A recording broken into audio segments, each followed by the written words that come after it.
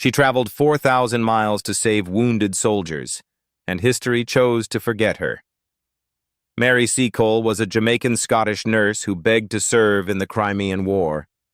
The British War Office rejected her 4 times. So she funded her own journey to the battlefield. She built a hotel near the front lines, treating soldiers from both sides. Troops called her Mother Seacole. She ran into gunfire to tend the wounded when doctors wouldn't. But when the war ended, Florence Nightingale became the legend. Seacole was left bankrupt and forgotten. It took over 150 years before Britain finally built a statue in her honor. Some heroes refuse to be erased.